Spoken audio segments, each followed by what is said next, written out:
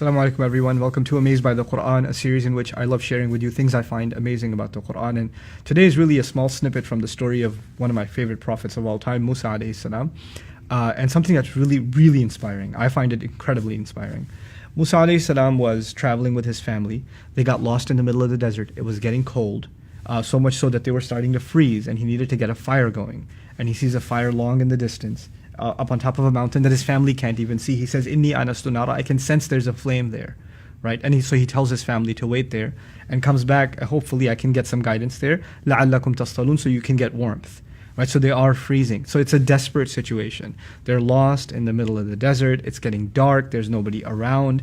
And now he's going to go and seek, this fire. And of course everybody knows that he met in conversation with Allah through the burning bush when he got up on the mountain. There's one phrase in there that says, "Ana akhtartuka." When Allah spoke to him, He says, "It is I, in fact, that has chosen you."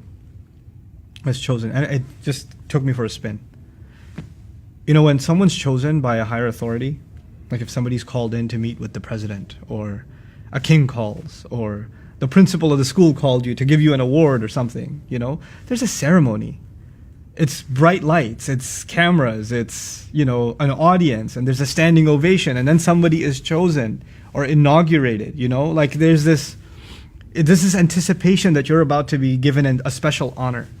And one of the most incredible honors ever given in human history is Allah speaking directly to a human being, telling him, "I, in fact, am the one that has chosen you." And this is the occasion. "Ji'ta ala qadarin ya Musa," you have come right on time for the ceremony. You've come right on time. This, and exactly according to plan. In other words, this was the ceremony. Now, look at the background to this ceremony. There's no dressing up. There's no getting ready. There's no anticipation. There's no family standing there trying to celebrate your this honor. The situation is things are dark, desperate. You're lost in the middle of a desert. There's not even a road. You maybe find a fire. You're on the verge of death, not just you, your entire family. And yet the greatest honor and the greatest blessing has been bestowed upon you moments after one of the worst, most difficult moments and darkest moments in your life. That's what happened with Musa alayhi salam. What we're being taught is Allah has His way of bestowing blessings, and we may not see. Moments ago, just moments ago, Musa alayhi salam could not have imagined that this is the greatest day of his life. He couldn't imagine that. He would be imagining, this is one of the worst days of my life. This is one of the most difficult things I've had to do. Because being worried about yourself is hard enough. He's actually worried about his entire family too. And it's in the middle of the dark. Some of the worst animals come out in the desert. And he's left them behind. And it's getting colder and colder. And even if he's going up the mountain, it's not like there's a fire down there, so he's got to come down and find his way back to find them somehow. It's not like there's a road that he can take back.